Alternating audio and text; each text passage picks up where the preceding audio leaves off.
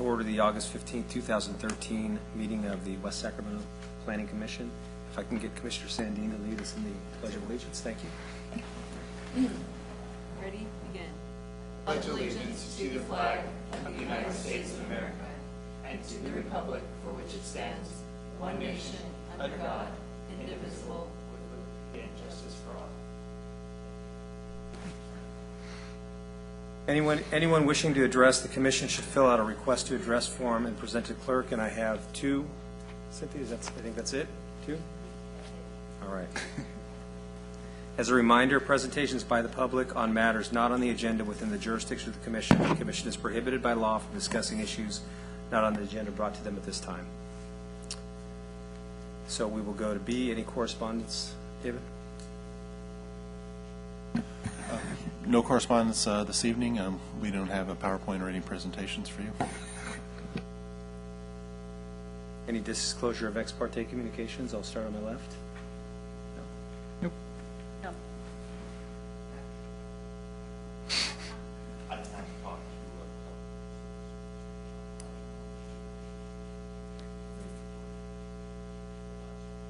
All right. We'll note them both. So item number 1 on the consent agenda, consideration of approval of the minutes from July 18th, 2013 special commission meeting. I'd make a motion that we approve the minutes of July 16th, July 16th? July 18th, okay. 18th. July 18th. I will second that. And I believe that was a regular meeting, which is, I think, a carryover from. I think so. It just says special on my thing. I was on the reading agenda. right along. So we have a motion. All those in favor say aye. Aye. All those against say nay. And any abstentions? And I will abstain from this. All right. Carries. So we will move on to item number 2 on the regular agenda, and it's the public hearing regarding the Jefferson Storage major modification and time extension for conditional use permit number 07-06 and variance number 07-03. And is Sandra presenting? No, I'll be presenting on both items this evening. Great. Sandra's away. Thank you, Chairman. As you stated, we are here tonight in a public hearing format regarding the proposed modification and time extension for these previously approved conditional use permit and variance. This is for a self-storage project that has been long in the works for a site on Jefferson Boulevard, 3280 Jefferson Boulevard. The Commission originally approved a conditional use permit and variance for this project actually way back in 2008, and in the intervening time has approved a few time extensions.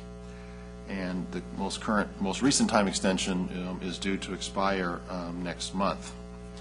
The project applicant, who is present tonight, has made substantial progress on the project since we have last considered this project, and I do believe that pulling permits on the first phase of the project are imminent. One of the principal reason why we're presenting this project back before the Planning Commission tonight and seeking modification of those prior approvals is that as part of implementing the project, the applicant has actually broken it up into 2 phases. And is actively pursuing permits on the first phase, but the second phase would come at some point in the future. So what was unique about this particular project was that the conditional use permit and variance were approved not necessarily because this is a self-storage use, but because of how the project was constituted. Back in 2008, the zoning ordinance did allow for an exception to maximum floor area ratio subject to a conditional use permit. That was what this conditional use permit was approved for originally. Should note that since that time we actually have amended the zoning ordinance such that a self-storage project would not be able to do a use permit for a floor area ratio exception. But since that use permit was approved and has remained active, that particular use permit and what it was approved for remain applicable to the project.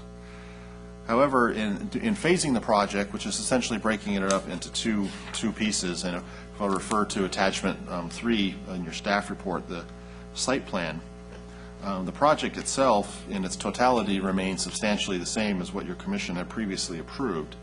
However, you'll see that the right hashing on the project now constitute Phase 1, which the applicant is currently in for building permits on.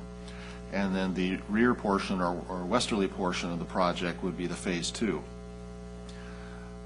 If you were to look at the two phases combined, they would exceed the allowable floor area ratio in the zone, and that's what the conditional use permit was approved for originally.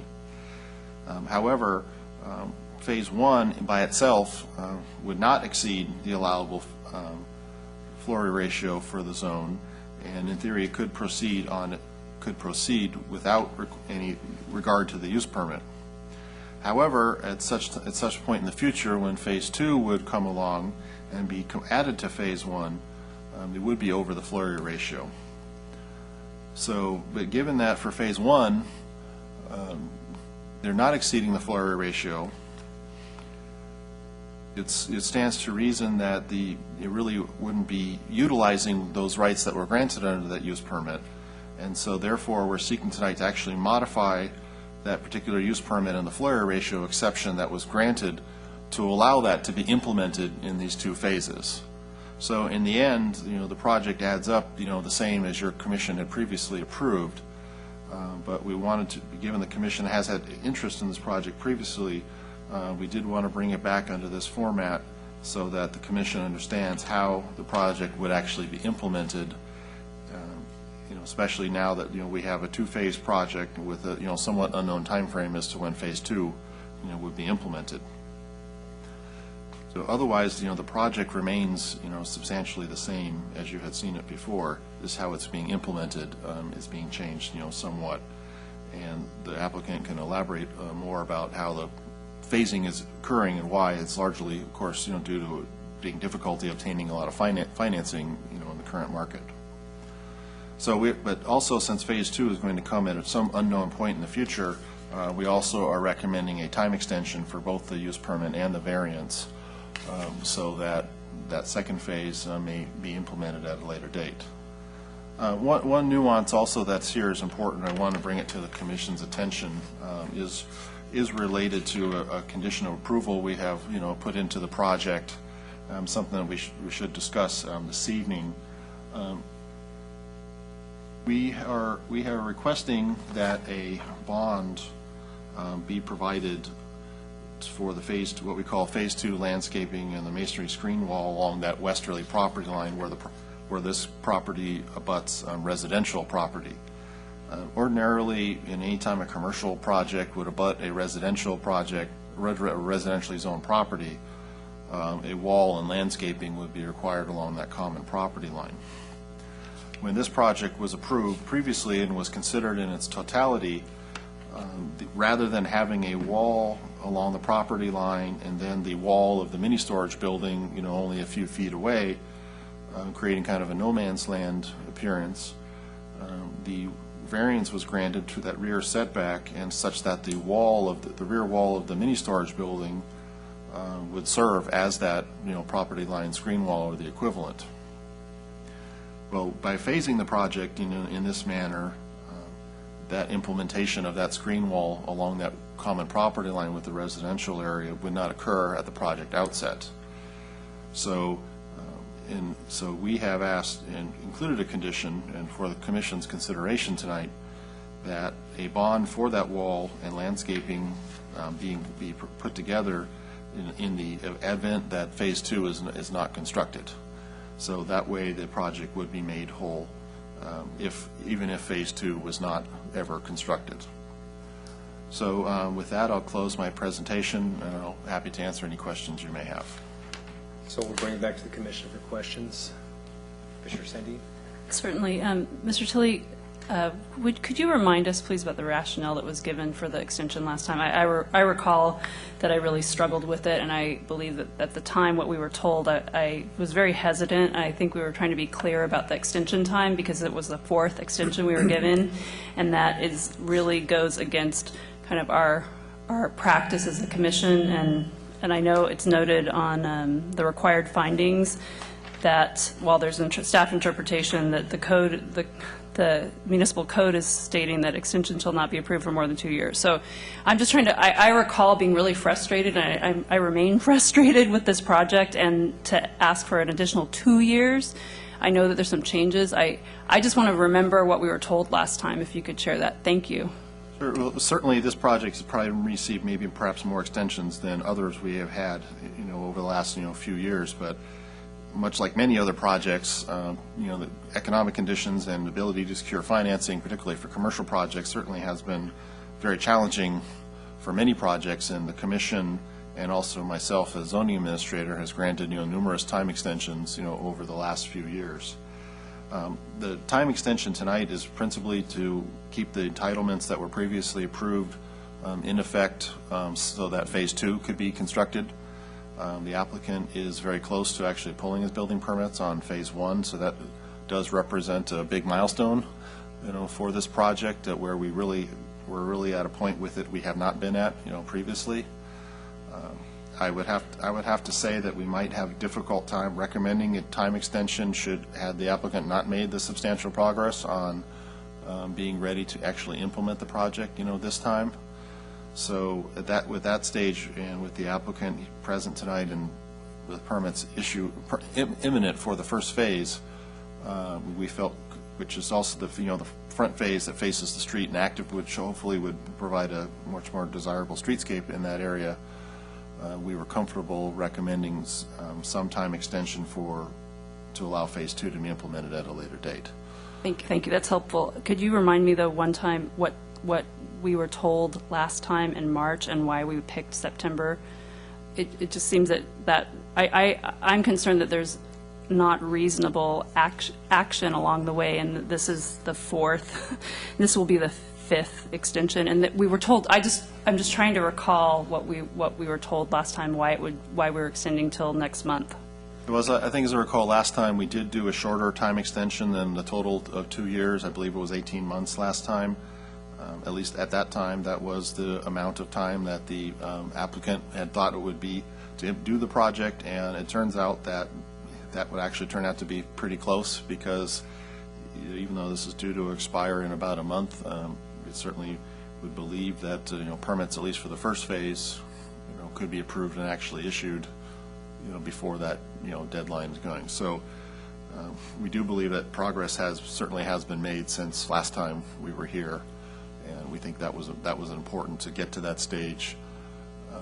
It's partially why we also did not bring this to you earlier this year when we first started discussing this matter, because we did want to see that there was progress being made on the building permit side of things, so that this project, hopefully now once and for all, can become a reality, at least the first half of it. Thank you. Russ? Thank you, David. I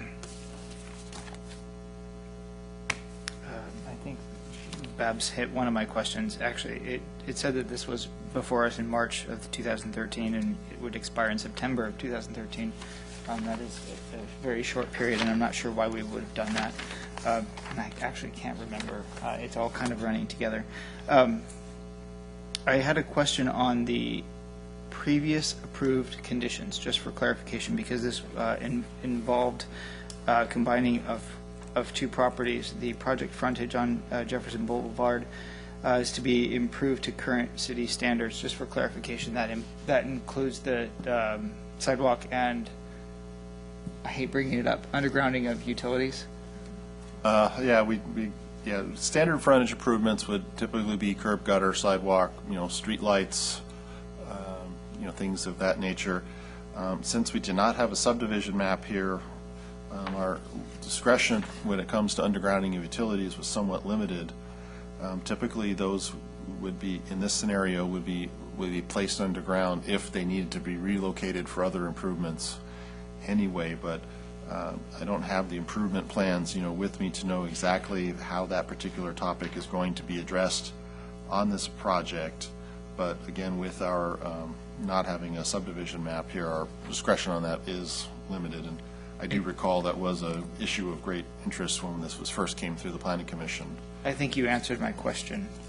Thank you. I forgot about the subdivision not combining. Then the second question I have is regarding the bond for conditions of new approval, the timeline for Phase 2. Can you explain how those are related together? In other words, at what point does the bond expire or need to be implemented? Well, we would have the bond run with the, with this current time extension, request.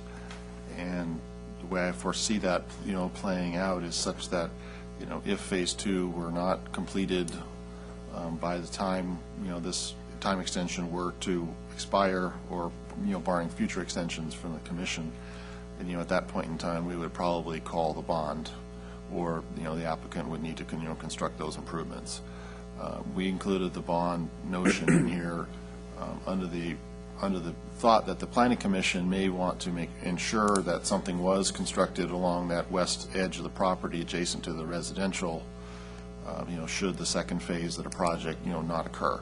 So, although this is an imperfect mechanism, it seemed to us to be the best tool available to us to give some assurances, and also to provide some additional, how should we say, incentive for the applicant to hopefully proceed with Phase 2, sooner rather than later.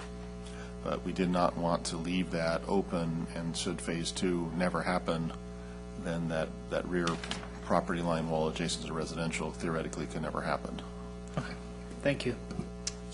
Commissioner Perez? More? Thank you. I guess my major question, it seems like, the project, I understand how we're doing a phasing, but I don't understand any of the fencing issue. And we're talking about the westerly side. What are we going to use for a fence there? Well, what we're, a normal, again, on the basic standard for when you develop a commercial property adjacent to a residential property is that the commercial property would put up a wall and landscaping along that common property line. I agree. And that's just sort of basic landscape guidelines. The way this project was then originally approved, modified that a little bit to where the rear wall of the mini storage building was going to be that wall, rather than having, a wall on the property line and then the wall of the mini storage building, 8 feet away. So, but so that was how the project was originally approved. However, Okay. by virtue of phasing it in this manner, that wall at the west property line just against the residential won't be there, at the outset. So what we have laid out here, we have laid this out is that in the interim, until Phase 2, such time as Phase 2 is constructed, you would have the rear walls of those buildings and then solid gates along there, such that at the rear of the Phase 1, there would be a solid barrier, and then the rear after the property would remain generally fallow until such time as Phase 2 was constructed. So, Well, if that's the case, is that what will happen then on the north-south wall? There won't be any wall there either? well, there aren't necessarily walls required or needed on the north and south property. It's only adjacent to the residential, which Well, is to the wasn't west. the north wall going to be the building again? Well, generally speaking, they show an 8-foot setback along those sides there, but I don't recall, in looking here at the plans, that there would be an actual wall along the north and south property lines either. There's the walls of the building, but those are inset from the property line 8 feet, and that's actually where we're looking for landscaping. There's not going to be a wall right on the property line on the north and south sides. Okay, but we're going to have, the building is going to be the wall. Well, certainly the building is present there, and that's... And then we have the landscaping going beside it. Yes. Which means we won't have any of that completing the, Well, you'll have the landscaping in the first phase along those property lines on the north and agree. south. what about the back part of it? Well, at this, this stage, I think as we did the landscape, calculations based on how much landscaping there also is out at the front of the site, as I recall, we're starting to get up against the maximum percentage of landscaping we can require, which is 15% in this zone. So you're correct that we would not necessarily have landscaping along the entire north-south property line, with that first phase. but they're teeing up. the I guess my comment is, you know, I'm not even sure you have a large enough bond if you're only worried about the westerly part, if the north and south isn't going to have anything there either. Because we may need to have, you know, a larger bond in order to complete the landscaping and everything on the north-south side. Because Yeah, I we mean- don't need to see weeds there and stuff. I mean, it should be nicer than that for the neighbors. Yeah, so the wall and landscaping are somewhat part and parcel when it's adjacent to, you know, the residential to the west. It's a little different scenario when you have commercial, you know, both, you know, adjacent to commercial to commercial. We don't require a wall between commercial properties. We do require landscaping, however, you know, between the commercial properties on either side. It's what we call screen canopy. I just, my comment here, and I'll love to hear from the applicant, it just seems like you're making some pretty major changes to this project. And, you know, it doesn't give us much of an opportunity to see how they're going to affect the neighbors and everything. That's my comment. I just don't quite understand how we're doing this so simply, like it's no big deal. I think it's a huge deal. So, Okay. Thank you. So I just have a couple questions, and David, maybe only one of them will be for you, and the applicant may answer the other two. And it's, should the commission choose to go with a one-year extension as opposed to a two-year, would that be something that we could decide to do? Certainly would be within your discretion if you wanted to go for a shorter time frame. And is there a sort of a 50,000-foot plan for the Phase 2 build-out? Or is that dependent on market conditions, lending conditions?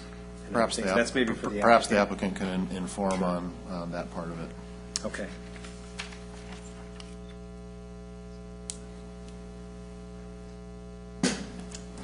I apologize.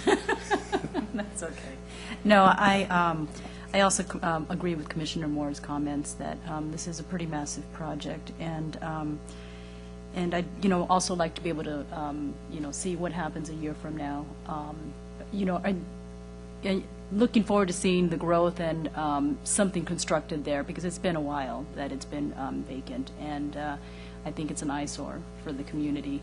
And just taking a look at more detail would be helpful. Thank you.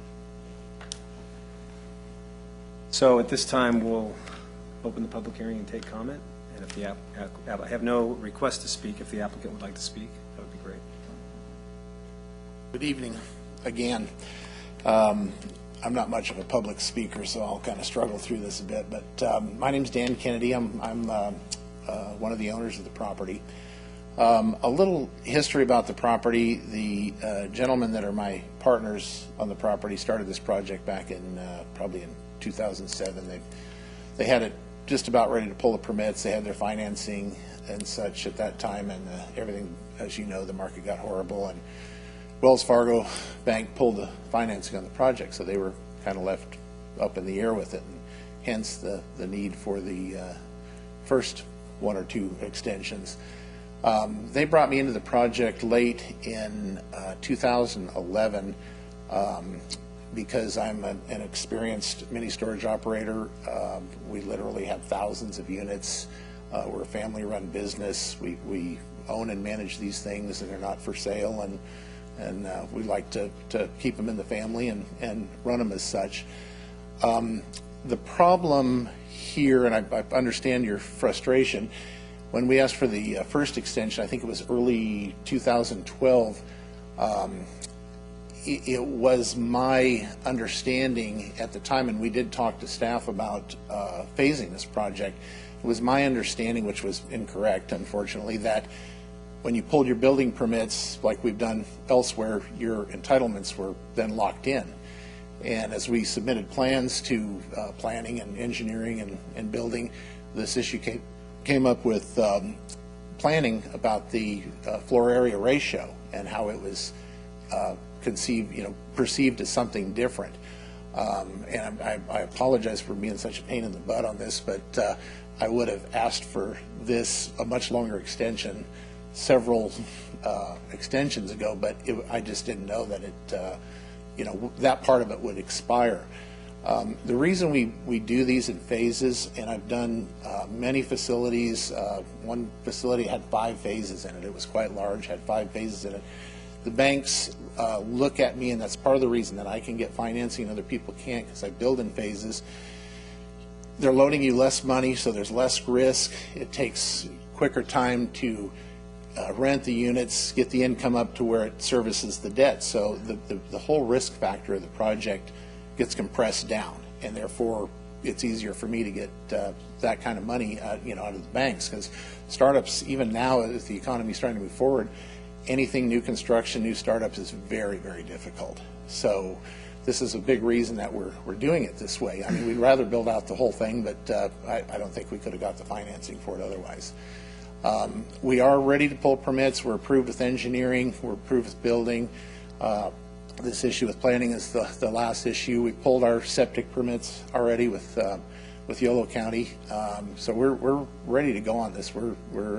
This is not just another extension to see what we can do, and I certainly can understand your frustration in this. But and to answer Councilman Moore's question, the bond would be posted for the landscaping on the north and south on the back half of the property plus the wall. So if something were to happen to me, or something went terribly wrong, which again we've never had that problem. We've always gone through the phases, and we're very good at doing this, and we anticipate we'll be able to put in phase 2 in a timely manner. If something were to happen, then you would get the north and south landscaped like you're talking about, and the wall would be built. So basically, that's kind of it in a nutshell, I guess. And it's just a case of logistics, really, why we're doing it this way, because otherwise it couldn't be done. We're going to everything in the front. We're doing all the street frontages and all the landscaping up front, everything that's required, parking, all the bicycle racks, and all the environmental stuff is being done. And basically the back lot, which at present time the property is completely fenced, and it's all screen fencing. So there is a fence around it now. There is a certain amount of screen that runs all the way around the property except for the front half. Even it's screened, but that'll obviously come down. So there's that screening, and then we plan on putting up the 2 aisles that run to the phase 2. We're going to put up 8-foot gates there. So then again, you have a secondary set of screening from there. Plus, there's quite a few large eucalyptus and pine trees on the neighbor's adjacent property that screen also. So the impact from looking at the back of the buildings, I think it was 60 feet away, will be pretty minimal overall. But again, it just wouldn't be feasible for us to do this project in its entirety. The banks wouldn't give us the financing. To be quite honest with you, I wouldn't do it. It's just it's more risk than I want to do on a project. And realistically, a year's extension, I don't think we could get phase 2 built in a year. I don't think I can rent up in 7 months enough units to stabilize the facility and make it attractive to get the financing for the back half of the property. And again, I've never had a problem with phasing. We've done it, and it was basically, I think, kind of a little bit of a misunderstanding with staff and myself, and when we talked originally about phasing, because it's the way I build every project. And like I say, it didn't show up until we turned the plans in, and we're ready to go right now. I was at the desk this morning getting all the numbers to bring the money in, so we're ready to go. So if you have any questions, I'd be more than happy to answer them. Ready? Right, no, not at this moment. Okay. Thank you. Hopefully I covered everything, and hopefully you'll pass this and you won't see me again. So, even if we are not at a point of being ready to build the next phase, we will pay for the permits and pay for everything. So we'll tell you we're serious about it. We're not going to walk away from this one. So Thank you. Welcome. So at this time, we'll close the public hearing. We'll bring it back to the commission, and I'll start with Thank Commissioner you. Sundin. That was really helpful background. I appreciate the additional information. Mr. Tilley, I'm wondering, because listening to the applicant, hearing that it's so, that the first phase that is imminent, is there a way to time that into the action?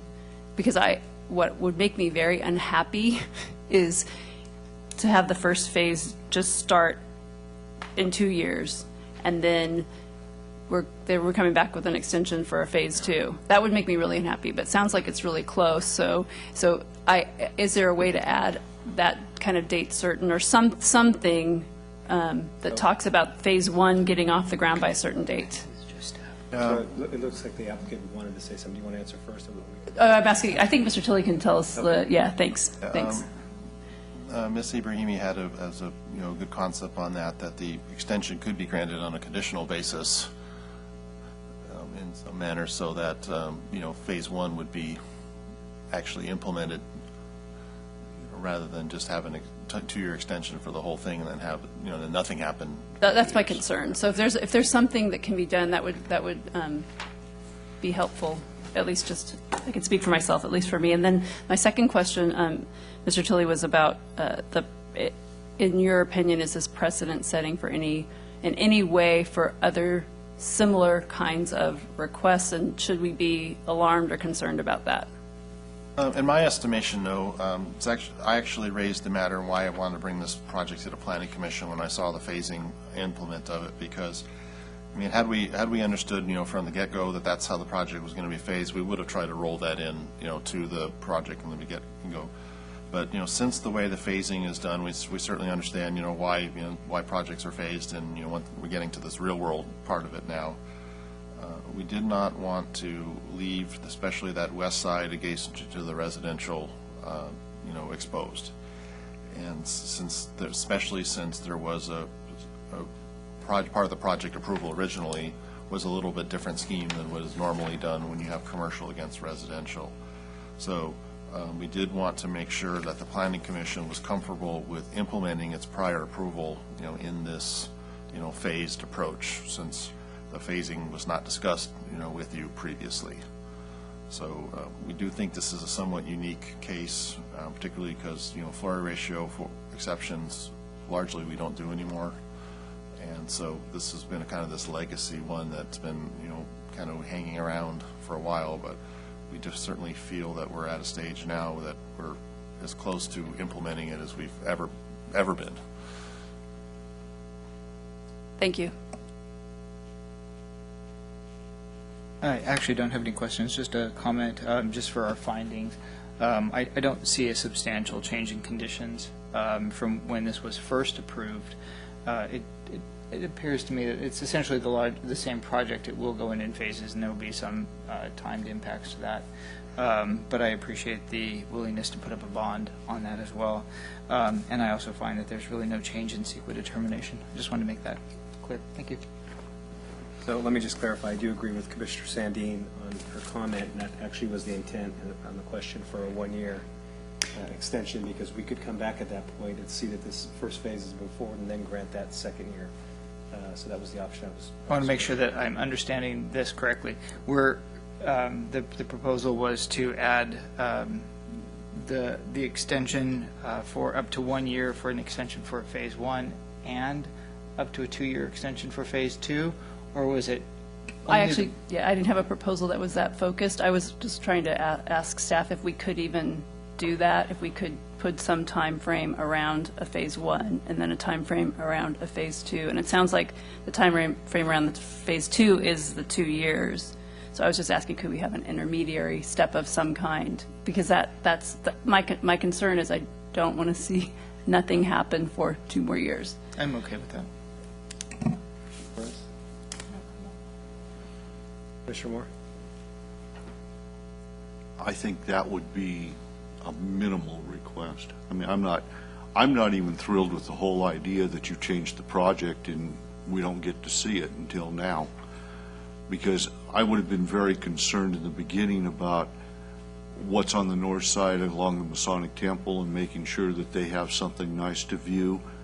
And likewise with the project on the south of you, I mean, you have half a nice project going, and it just doesn't make a lot of sense to me. I would have loved to have seen this in the beginning, not now. But I kind of understand that money's not the easiest thing in the world, and businesses are having a tough time.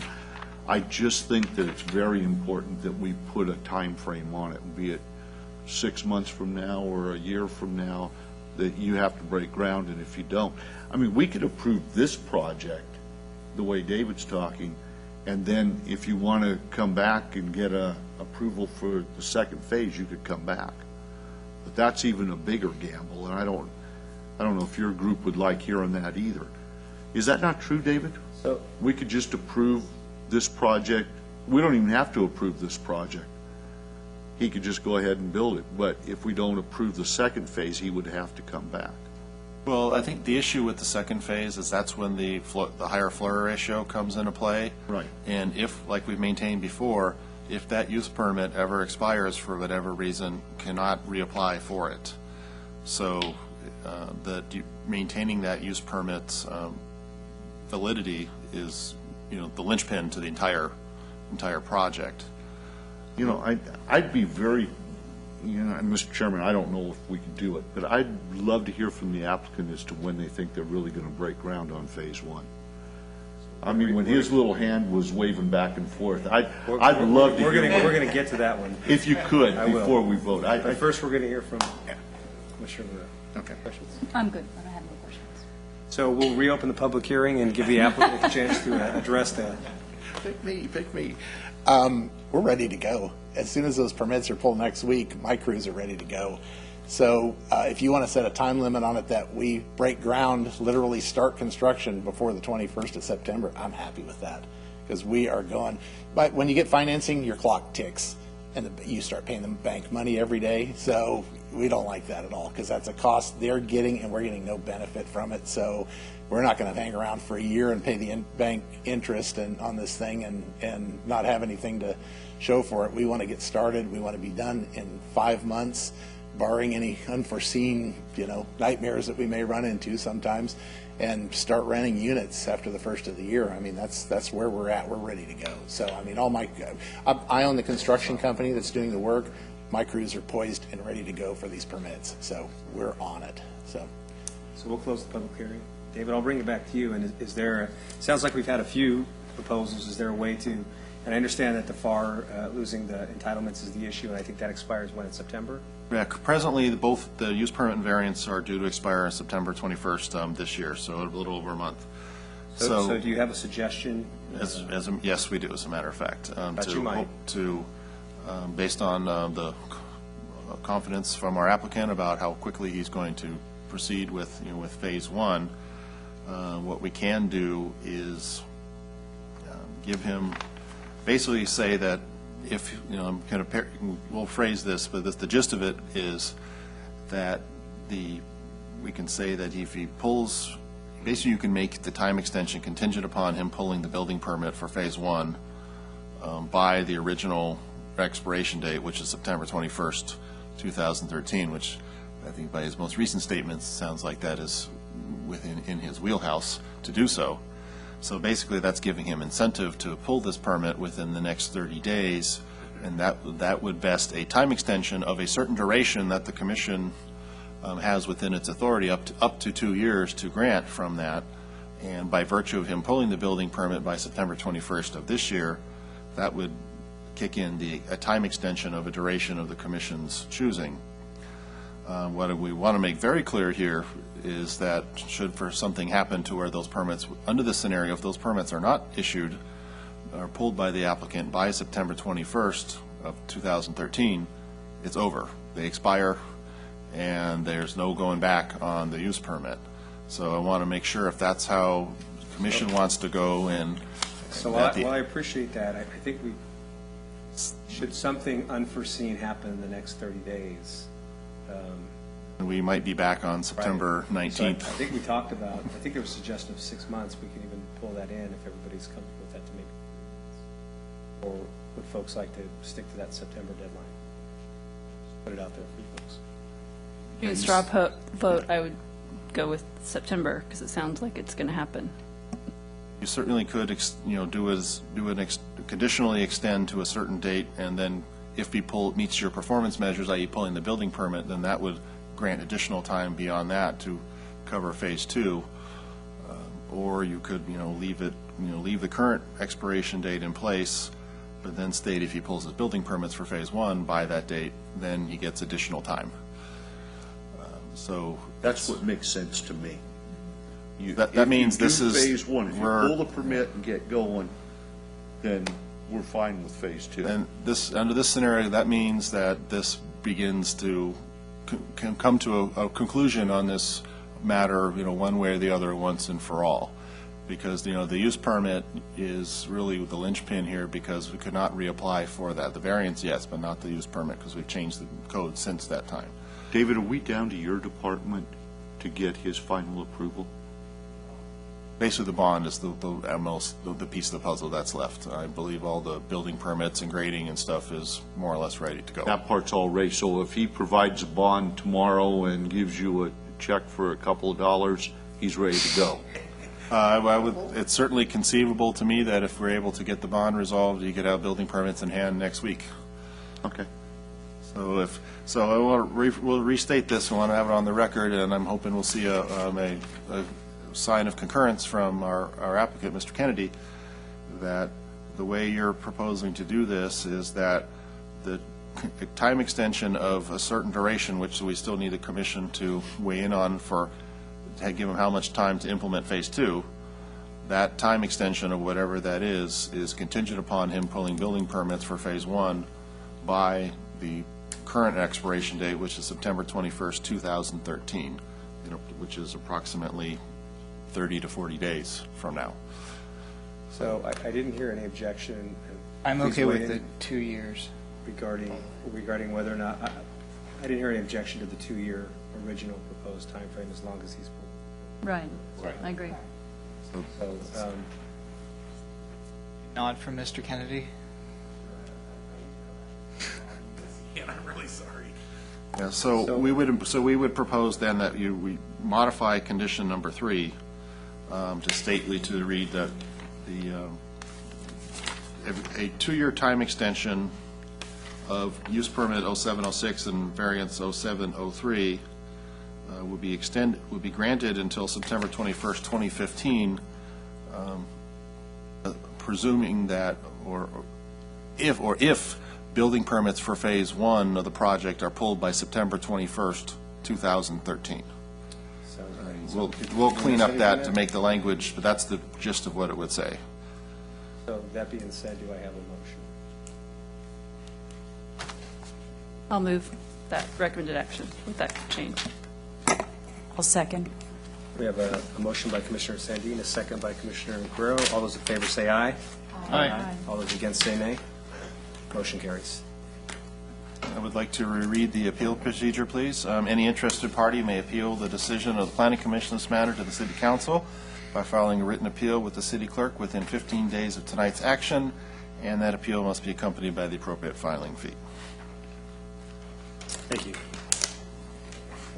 So we will move on to item number 3, public hearing regarding the Resolution 13-5PC regarding amendments to the zoning ordinance. Yes, I'll be presenting this item as well. As the commission will recall, over the last few months, we've been entertaining a whole gamut of zoning changes from A to Z, some fairly minor and cleanup nature, some of much more substantive nature. At your previous meeting, the commission took up several of those zoning changes and moved those along. The council just last week took up the density bonus and reasonable combination ordinance, and we'll be going to a first reading on those ordinances next week at their meeting. So those things that the commission previously approved are moving along and will be in place in time for our housing element adoption. And so those other zoning amendments that you approved at your last meeting will be taking forth to the council along with tonight's zoning matters that are before you. So we broke those items up because there certainly were a lot of topics and they were somewhat disparate, and it was clear that we were all getting a little confused on them. but also we wanted to get some input on some of these changes from some additional bodies. And so since we've been to the commission on these topics, we've been back to the Chamber of Commerce for a second visit, and we also went to EDAC, the Economic Development Advisory Commission, in between our last meetings on these topics. So the remaining zoning ordinance amendment topics we have tonight are regarding fencing, temporary signs, temporary off-site directional signs, and seasonal sales. So I'll go into each one of those briefly. Fencing, in this case, what we're talking about is barbed wire, razor wire fencing, and also electric fencing. Certainly has been probably the biggest topic we have addressed through the Chamber and through EDAC. And also was quite a bit of discussion with the Commission when we brought up this topic previously. So as stated in red on page 2 of the staff report, the recommendation we have for you tonight is to allow, prohibit barbed wire and razor wire fencing generally, except for in agricultural areas and also in our industrial zones. And then similarly with electric fencing, we are generally prohibiting it unless in industrial zones, and we were requesting that that be made a conditional use in the business park zone. That was generally what kind of the consensus that seemed to come from the Commission previously, and also in EDAC, that outright prohibitions on those two topics were not favored, but that they seem to be appropriate when used principally in industrial zones of the city. Temporary signs has also been a big topic of discussion, both here at the Commission level, also at the Council, and has been a big challenge for our code enforcement group, as cities definitely seen quite the proliferation of banners, flags, pennants, and similar types of advertising instruments. And recognizing that we wanted to give our code enforcement officers the best tools possible during their job out there in the field actually enforcing the city's municipal code. And so we are trying to distill temporary signs down to fairly basic language. We're removing most of the references to them being promotional and special event, just trying to focus on strictly temporary signs, which are banners, flags, pennants, things of that nature that are not intended to be used on a permanent basis or otherwise not permanently affixed, to a building or structure. And so we are proposing tonight that temporary signage be limited to a maximum of 2 banner signs, per business, and that they would need to be affixed to the building rather than being either in a flag basis or out in the parking lot or of things of that nature. And then otherwise, the frequency of display and the amount of display per year, that remains unchanged. So we would no longer have pennants, flags of that nature. We'd be limited only to 2 banners per business. Off-site directional signs is something that we have been trying to get before your commission for a couple of years now, and has been somewhat of a challenge. We are trying to have a little more wayfinding signage as it pertains to agricultural activities in our community. And so starting at the bottom of page 3 of your staff report, also printed in red, we have started to provide some, and mostly beginning at the top of page 4, trying to provide some provisions to allow for principally wayfinding signage as it pertains to our agricultural areas. Also on this, moving on, somewhat related, we talked about temporary seasonal sales. The city does experience a lot of short-term seasonal sales of various types of goods and commodities, some of which are agricultural products, some of the things are flowers and things like that during certain holiday periods in the year. And we're trying to accommodate those type of operations on some degree of basis. Presently, most of those uses that you see set up, and we're focusing principally on commercial zones of the city related to this. Many of those technically constitute outdoor sales, and which are most zones need a use permit. And in our mind, a use permit may be a little over the top for a 4 or 5 day operation of selling flowers for Mother's Day or things of that nature. So we are trying to accommodate those types of uses that do kind of crop up during certain times of the year as temporary seasonal sales. This is applying to commercial zones. This would not affect, agricultural areas where products are already grown on site that have, roadside stands, things of that nature. This is principally in our commercial zones of the city.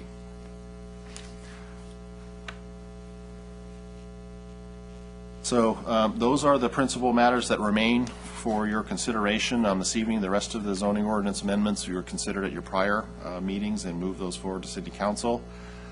So tonight, at this time, I'd be happy to answer any questions regarding the remaining zoning ordinance amendments.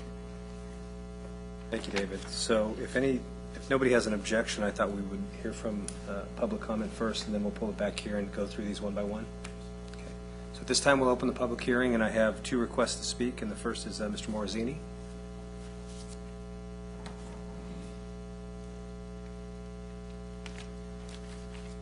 Thank you, Mr. Chairman, members of the commission. It's been a while since I've been here, but things aren't going any quicker than they used to. That doesn't seem. But I'm here to speak specifically about the fencing item on page 2. It's there are 2 statements there, but they have a lot of impact. And I noticed Mr. Tilley mentioned that there were meetings with EDAC and the chamber, and I can see the relevance regarding the commercial, but there appears not to be any contact with the agricultural people. And I'm here representing my family as well as WESPR, the West Sacramento Trail Riders Association, and I hope I can speak more than 2 minutes since there's not a lot else going on. But Southport has 7,000 acres of developable land, and there are 2,000 of those acres now approximately are zoned for rural uses: rural residential, 1 acre minimum; rural estate, 2.5 acre, and then the ag is 5 acre or larger. And there are a lot of folks with animals there, and it's kind of interesting listening to the presentation about electric fences, for example. In the industrial area, electric fences are used to keep things out, to keep bad guys out of your property. In an agricultural setting, electric fences are used to keep things in. Horses that would tend to reach over a fence to try to eat in the neighbor's yard or pasture, cows, goats. Weed abatement in Yolo County, there are contractors with goats, and they put hundreds of goats out on the river road and places like that to abate weeds. They use electric fences for that purpose too. So my concern is the restriction of electric fences that are used primarily for agricultural uses, and it's not necessarily restricted to a large parcel. In fact, if you look at the restriction, it's just banned anywhere outside of the industrial areas. And I've had an electric fence for over 40 years on my property, and without any kind of incident where the public might be hampered, and I haven't had any horses escape either in that time. And it's just kind of a way of life for the folks that are in the rural areas. That's my concern about electric fences, that the rural folks weren't considered.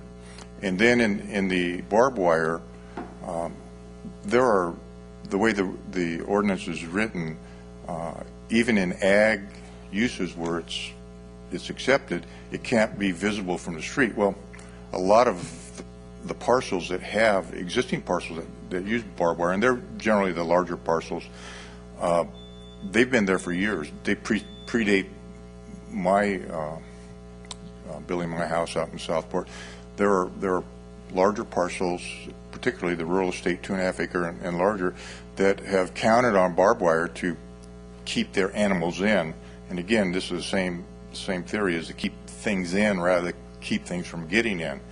And I would really like the commission to reconsider why in the rural areas there would be a prohibition of electric fences and then the restriction of barbed wire, because I don't know, and I've lived in this community since 1956, of any incidents where there have been liabilities, especially public liabilities or liabilities to the city of West Sacramento that were created by an electric fence or barbed wire. The ag ordinance, as is proposed, also says that you can't have any barbed wire fences that could be visible from a street, and so that even makes it worse. So you might as well ban them on ag land as well as anywhere else. So I appreciate your consideration, and my request would be that this portion of this zoning ordinance be postponed. Westra, I'm the president of Westra, and I'd be glad to sit down with staff. There are other agricultural people that would certainly be willing to help construct a fence ordinance that would really be a practical one, particularly for those folks in the ag land. So thank you very much. Thank you. Mr. Parr or Pear?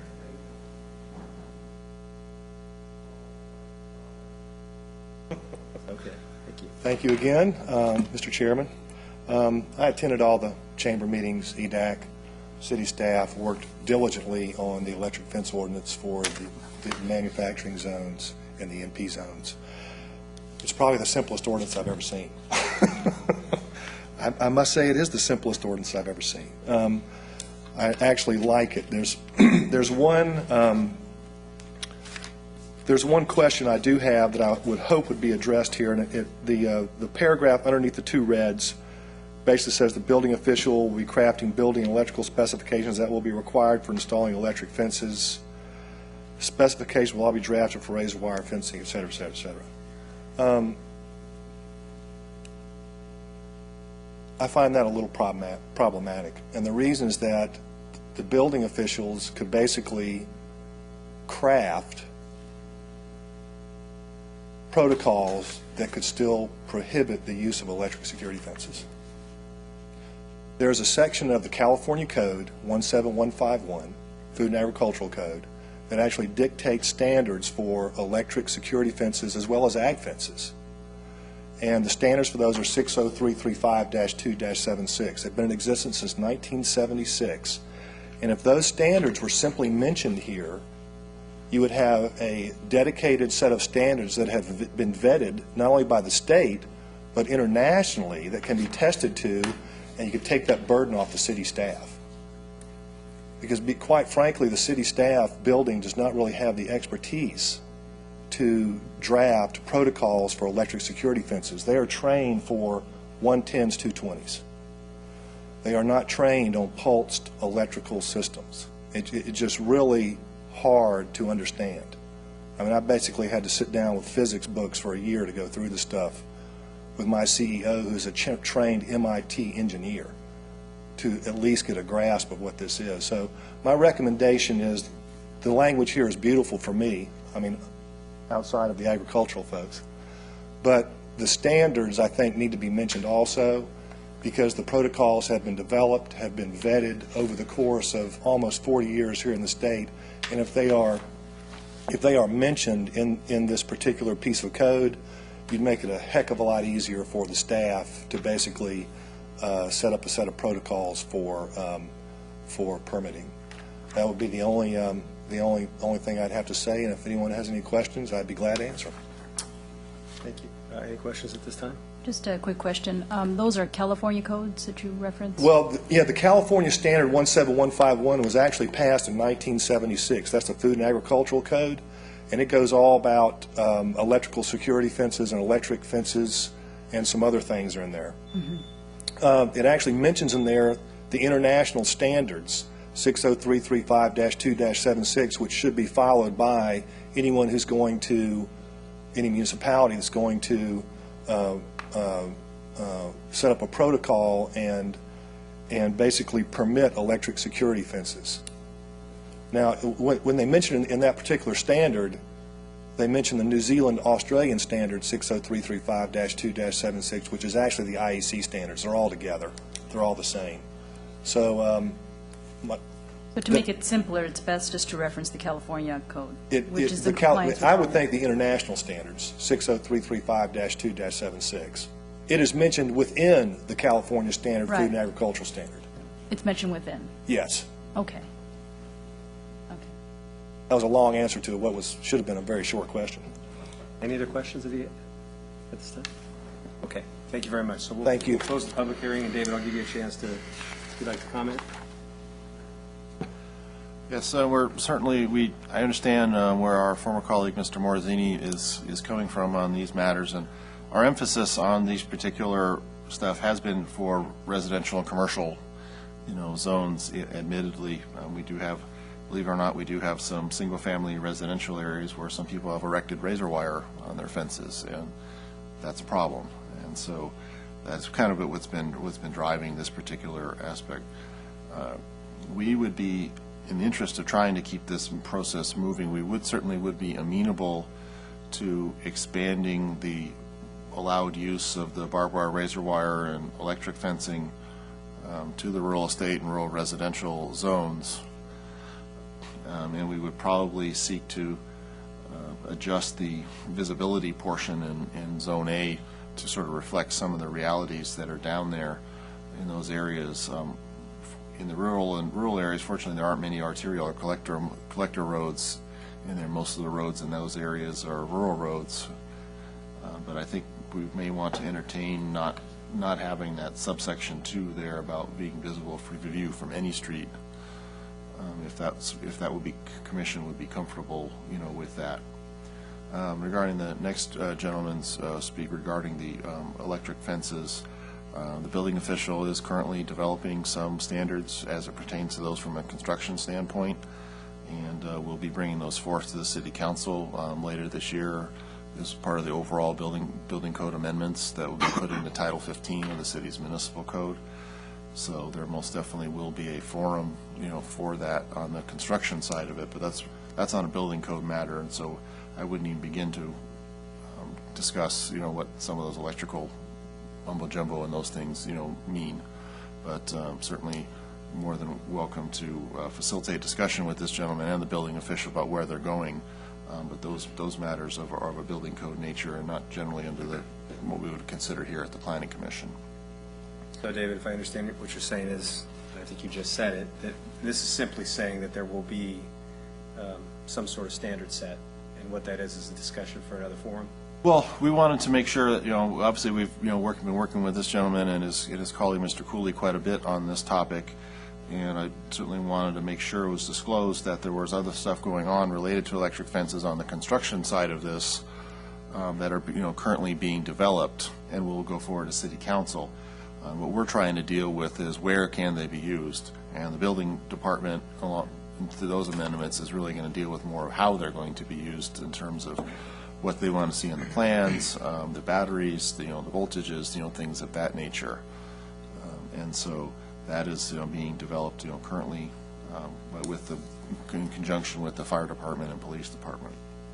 So I appreciate that. So the answer is yes, that discussion will be had elsewhere, correct? Yes, that will be in front of the City Council later this year. And we'll move to the commission for some questions. Are you planning to take these up first, the Well, do you have any generally? fencing, and then? Why don't we do that? Why don't we take them one item at a time, and we'll start with fencing. Fencing. And then any comments regarding the change or concerns with the change to add the ag piece, the ag exemption. I think that would be, in my estimation, I think it would not only, as Mr. Morazzini has shared, I think it supports a reality, but it also is a need in that ag zone for the safety of others outside of the fences.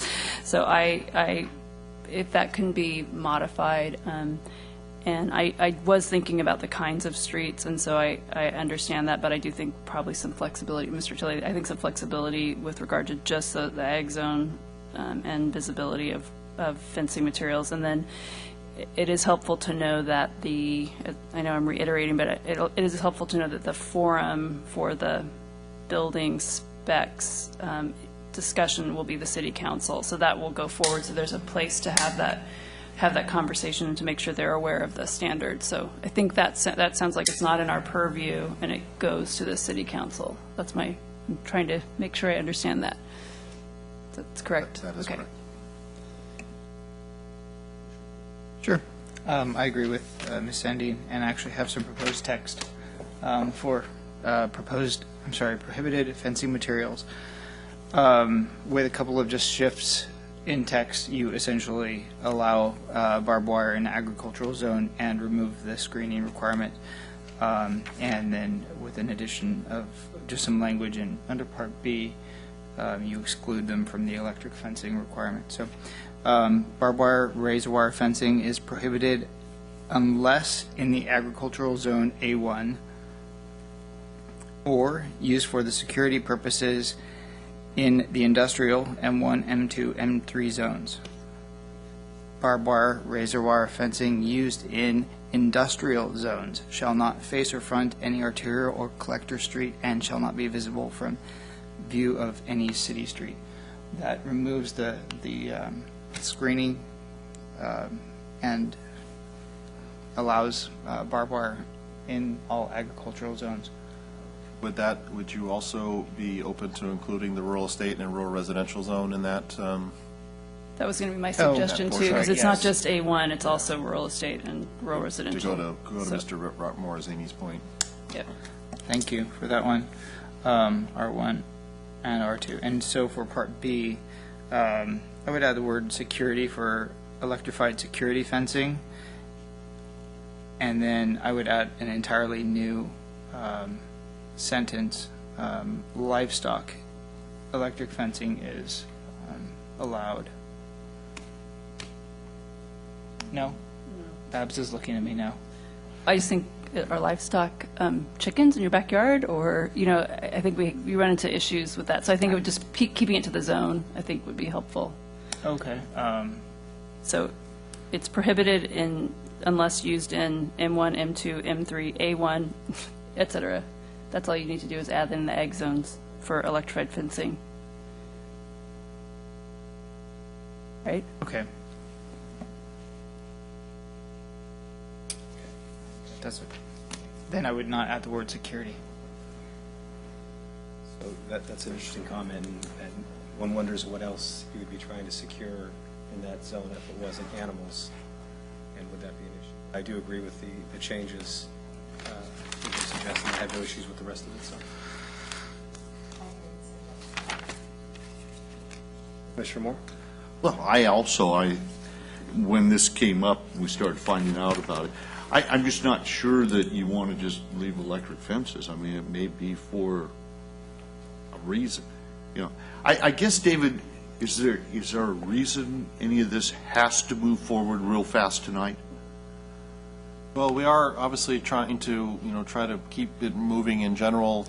We're working on just with general fund, monies on this, and so we're obviously trying to get it to council in the most efficient manner to try to group things together. And I think we all understand that. I mean, I'm not trying to put it off for an indefinite period of time, but it would seem to me it would only make sense when you talk to horse people like Mr. Morosini and many others out there. They're all going, what do we do with our horses? Maybe it's only an animal type issue out there. I don't know. I mean, without sitting down with all of them, I don't know. I agree with Charlie on the animal part. If we can, allow it in A1, R1, R2 for animal control. I think that's the only reason they have an electric fence out there. Corn doesn't run away. But I do have some questions as we get into this. That's why I was kind of asking how fast this has to move forward.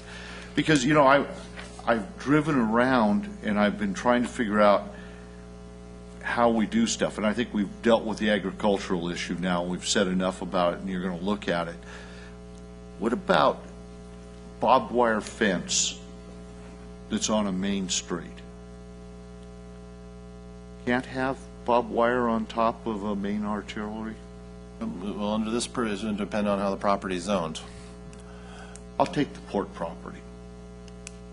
Our property is zoned M3, so they would be able to have a barbed wire, razor wire fence. On the main street. And because it would, the way we had it presently growing, it could not front any arterial or collector.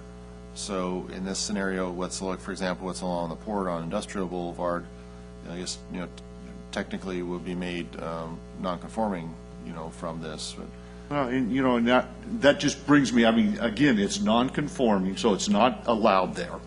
if it's not allowed there, don't we have to talk to, like, Homeland Security to make sure that they don't need it there? Well, no, And then, by virtue of becoming non-conforming would mean they would have to take it down. And if Homeland Security says you have to have it, well, then you have to have it. but if we allow another use in there, one of the first things we tell them is you can't have it on the front street. Well, under this case, they have it I agree. at the port. And even though there's supposed to be additional landscaping along that road to sort of try to soften that edge a little bit. Well, I mean, this is the type of stuff that when we talked about it before, when it came before the commission, I said, I hope you put an outreach program into the community going, what are we going to do? Because you look at just the port property alone, I think it's a major issue, and we haven't even figured out, except to say it's non-conforming. You haven't really dealt with it, though. And that goes with the rice growers across the street. They have the same type of fence. It just is a little alarming to me that you're suddenly going to say, okay, you guys have to take down the barbed wire there. And then Sandra had told us that there was a way to mask the barbed wire so you couldn't see it from the street, and she would show us tonight how that worked, and I still haven't seen that one either. And she said, I'm sorry, I remembered that.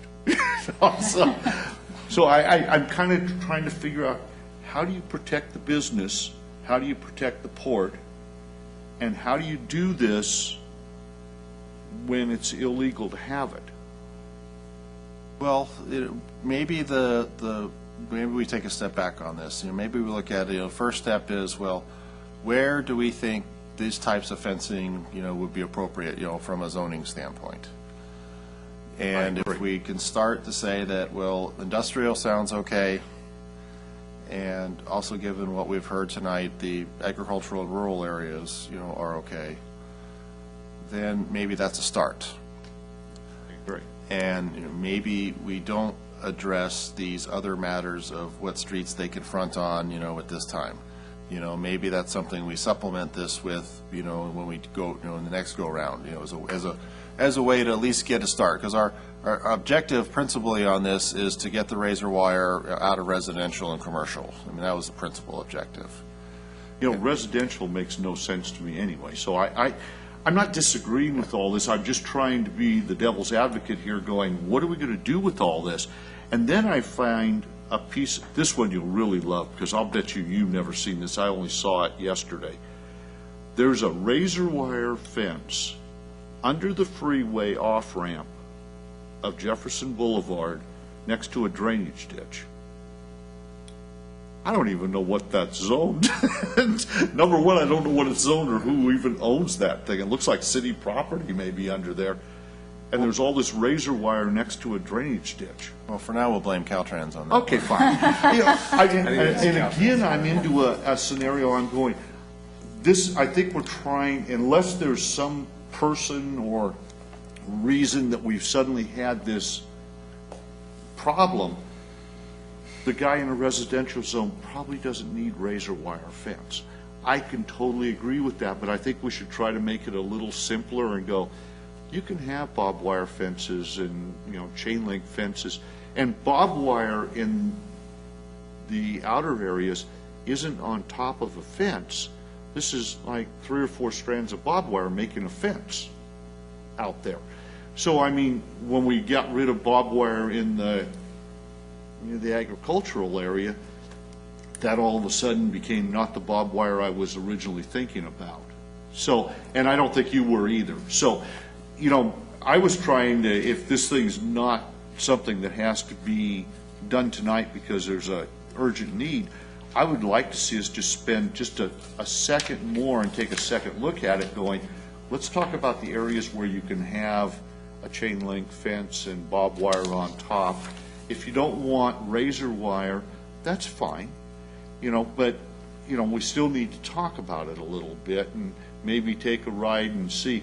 Of all places, Sutter Medical Record Unit over, I don't know, where it is behind me. That's why I drove by and saw it. where the paper shredder place moved? What's that street? Oh, like, is that terminal over there? Somewhere in there. It's over by NorCal, around the corner with NorCal Beverage and behind the race Yeah. growers? That's, terminal. So you drive down there, they have one area, there's no fencing in the front of the property, and then there's an area where they park like 6 cars or trucks of their vehicles, and they got more razor wire on top of that thing than you've ever seen in your life. And I don't even know the purpose behind it, except maybe they were getting their trucks broke into, so they just did that. You know, and so I think we have to kind of look a little bit deeper into, can you have razor wire?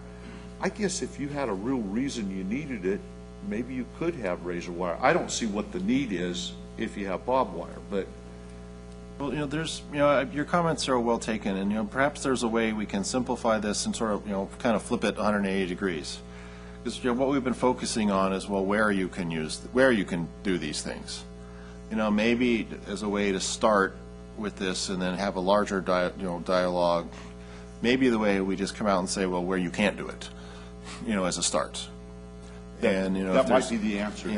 If there's concurrence that we don't want to see barbed wire and razor wire in residential areas, and then commercial and maybe like our mixed-use zones, and then the same thing with like the electric fences. Maybe that's where we at least start, for now, and then we can continue the dialogue to try to, refine this more as it pertains to the visibility, matters. And so that would be something that we could, would be a follow-up task, but perhaps this evening, if it were the commission's prerogative, we could restructure this to say, rather than, say, well, you can do it in these zones, for now, we can say, you can't do it in R1, R2, R3, waterfront, C1, C2, et cetera, and, keep it that simple for now, because that was our short-term objective, at least, because we do have some issues with razor wire in residential areas, believe it or not. And, unfortunately, it's not prohibited currently, and so our kind of code enforcement officers' hands are tied in that regard. So that certainly, is an option for the commission to consider. It advances the ball somewhat from where we are right now. And, right now we have nothing on these topics. That was my little 2-bit comment on fencing. Yes, I still have the question that I had the last time, which is from law enforcement, as to whether or not they perceived it as a way to prevent crime, and if it was contributing to any effort to, address that in the community. Because that's something that I was interested in knowing from them, and it could be able to, speak to some of the areas that you're spotting, and just a little more information from them. I don't know at this point in time where we're going to go, which direction we're going to go, if we're going to take more time, or if we're just going to address it tonight. But that's still an outstanding question I have. And regarding the comments made by one of the speakers tonight, in looking at, meeting compliance with California codes, I know it's something that is not in our purview, but just some recommendation to get something in writing, either a letter to the city council or something a little more with background in their packet, so they have some more information to go on, or an attachment, so they have some background, because it was kind of, it's good that we have the information that this is going to be discussed further. But I think it would be helpful to know more about this, or even some language to kind of put something, to wrap your head around it, because I think all those codes and numbers and things like that it's a bit much for one person to listen to in a sitting. And that's all I have for now. Okay. So we will move to temporary signs. I'll start again to my left. So my only question, I think this is cleaned up and done, it's very clear. I mentioned at the very end of the meeting about twirling signs and people. Were you even able to come up with finding out what other municipalities are doing that about that, or is that not a concern of ours? Yeah, I apologize, we're not prepared No. to address that particular topic this evening, though that is something we are still investigating, but this does not address what the so-called what we're generally referred to as the human signs at this time. Since I mentioned that too, there's also a fellow bicycling around with a sign in town too. So it's just interesting, all these sign things are popping up. I've even seen more of the mobile billboards lately as it pertains to signage. Okay, I just wanted to make sure that it wasn't purposefully excluded, but No. if it's still under investigation or consideration, that would be great, thanks. Thank you. I have a couple of comments. EDAC suggested that the city look into a coordinated sign program for local farms. I actually thought that was a good idea. If we can put into this an exemption for that, if it were, for example, a city coordinated sign program for some sort of directional sign program, I think that would be allowable, especially if it were city Yeah. sponsored. Yeah, fortunately, signs that are erected by the city they have been exempted from all sign code regulations, so should the city create a city sign, wayfinding program, that could be implemented without needing to make changes to this.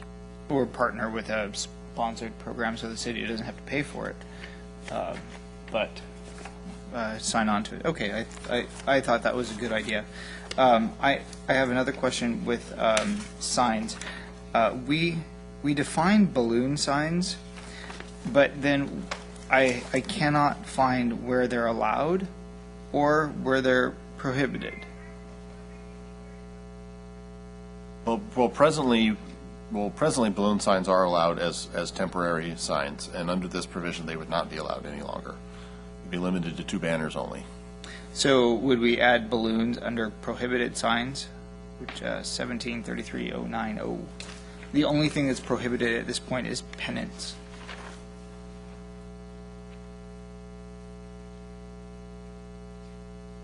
I'm sorry, I'm on ordinance, I'm on the ordinance, You're looking page at the 3. actual ordinance? Okay, let me look at the actual ordinance to see how that is. I like the pictures, by the way. They're We helpful. find those to be very helpful in definitions. this regard.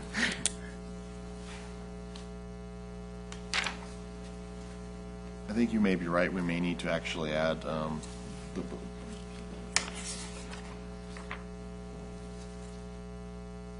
All right, so Ms. City Attorney has corrected me on that. Since the definition PP of temporary business advertising sign has excluded the use of balloon signs.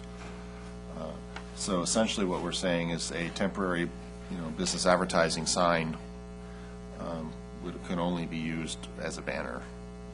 A banner would be the only type of temporary sign that would qualify as this allowable temporary business advertising sign.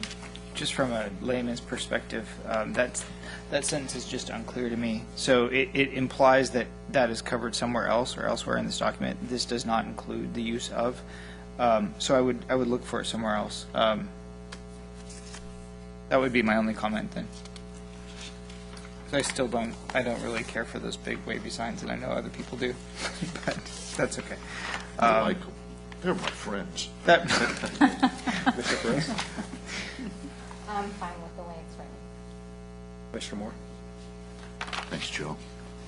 Actually, David, I think you guys did a great job on trying to get this thing narrowed down. However, now I have a question. Is Mona here? Yes. Oh, there she is. Okay.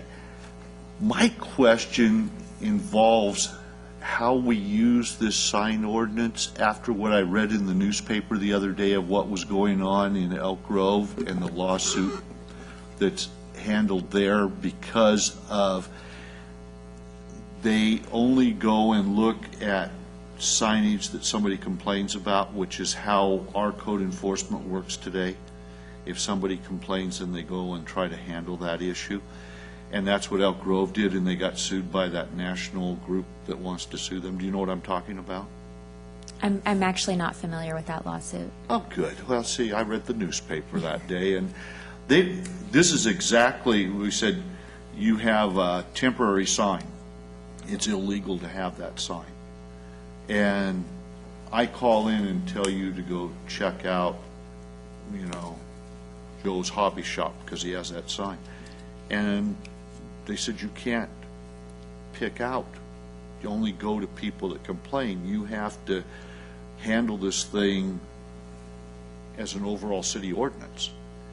And so you couldn't have a code enforcement officer if there were 3 shops in that shopping center and one of them was illegal, because that's the only one that called. They couldn't look at they'd have to look at the other 2 also.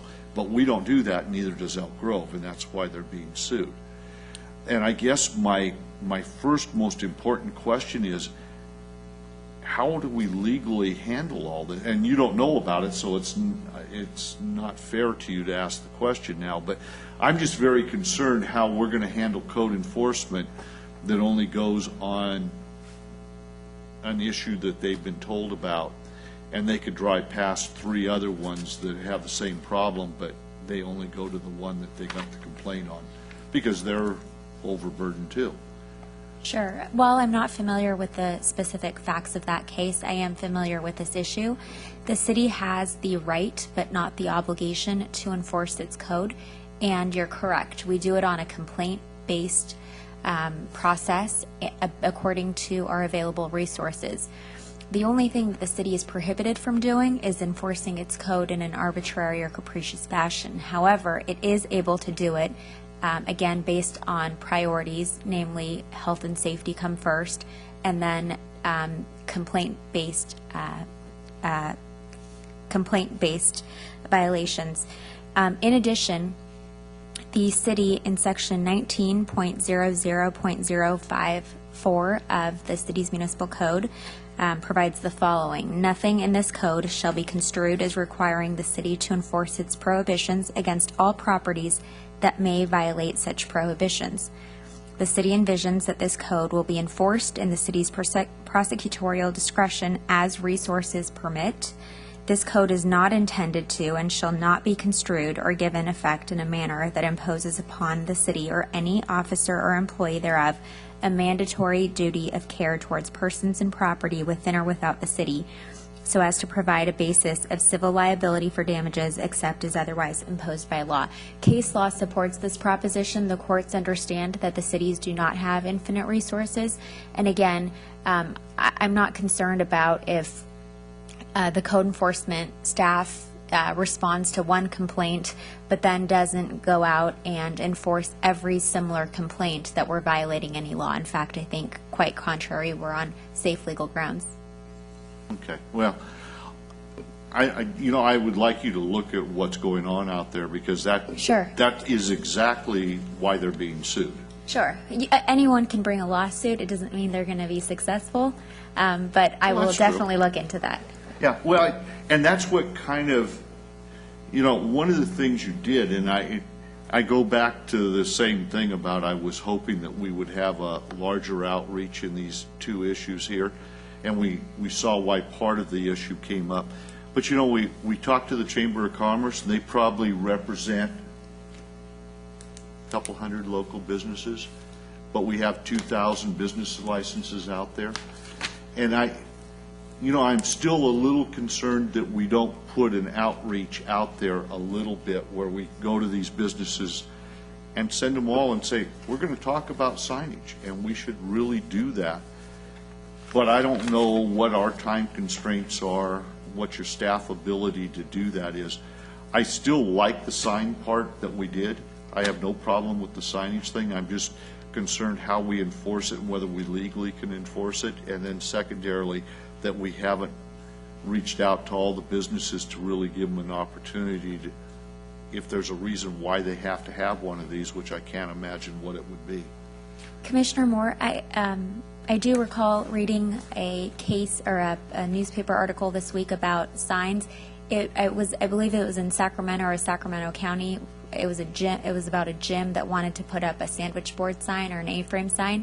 If that's the article to which you're referring, that's based on content-based restrictions and zoning as opposed to selective enforcement. So a little bit different issues. It was something different than that. Okay. Mona. I'm I'll sorry. look into I wish it. I knew what it was No, that's when I fine. I'll look brought into it. But I didn't. Sure. Commissioner Barrow. No questions. So I really don't have any questions, and I think that I think you appreciate Commissioner Moore bringing that issue up, but our purview is just to make sure that the ordinance falls within guidelines that we discussed prior, and the implementation of the ordinance, I'm sure, will be worked out by code enforcement. So I didn't hear any real objections to the sign piece. Is that correct? No. Okay. And David, I just have a question on process. If the commission chose to, does this have to be taken as a whole and approved as a whole? Or if the commission felt that the fencing piece needed to be revisited later, could we do that?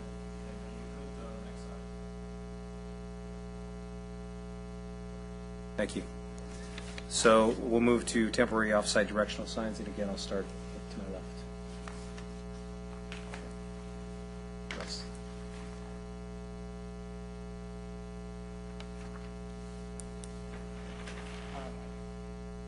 I was going to add a little bit more leniency on this one.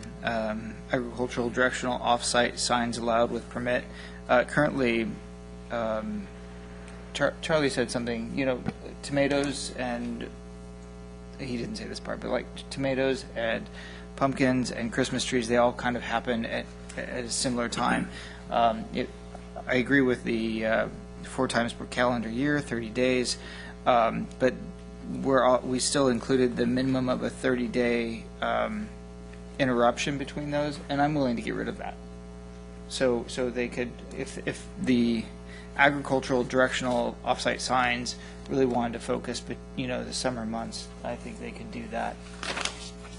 I'm sorry, that's part B under agricultural directional off-site signs, and We put the interruption concept in there, and maybe 30 days isn't the right number, because, without an interruption, then it's, impossible to distinguish between the 4, display periods. So without an interruption, someone could put one up and essentially could be there all year.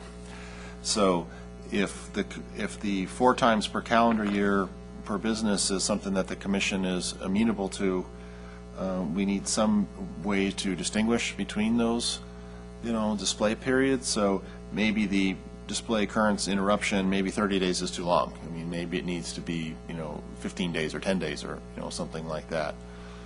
David, let me ask it. The way I see that is it's 4 30-day periods. So you could run those 4 30-day periods concurrent, and you would still be at your max without an interruption. Well, as long as we could distinguish, as long as that putting it up for 4 30-day, periods or 120 days in a row could still be considered, 4 display periods without any interruption, whatsoever.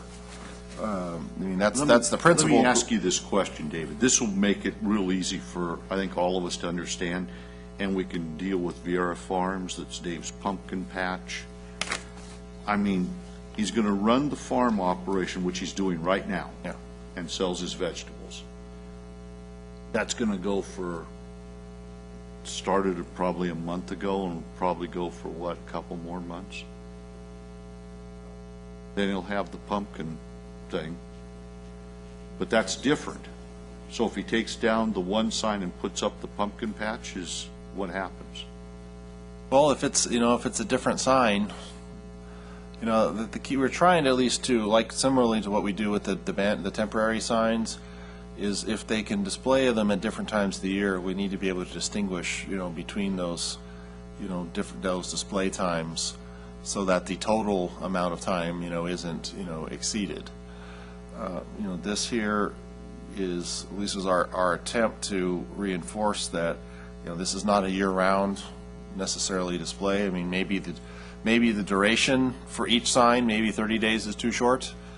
Well, that's what I'm thinking on the, the pumpkin thing, probably 30 days is ample. But when he's selling vegetables, it's as long as the season lasts, whatever that is. Yeah, so, maybe the 4 times a year is good, but maybe the duration for each time could be longer, and maybe the interruption between them could be shorter. Those are those certainly are options. I mean, we're trying to figure out a way to thread the needle here and try to match this, have this reflect, kind of how those things happen, in the real world, recognizing on one hand, you do have the pumpkin patch thing, which is certainly of a somewhat limited in what duration, once a year typically. Christmas trees are But the that's- same way. But that's not, that works, differently than from, like you said, when he has, or others have other more commodities, that they're growing, that come available that are, may last the whole summer, for example. So, we're trying to get there, and admittedly, this is a start to try to allow this under some things, which has obviously been happening technically in a non-compliant manner for many years. This may not be perfect, but it is a way to start. But if this is a matter that the commission wants us to look into further, like the fences, we certainly can. But we're at least trying to get the concept out there of trying to accommodate some more of what we consider of a wayfinding nature. But isn't the real concept is you don't want to leave the sign up all year?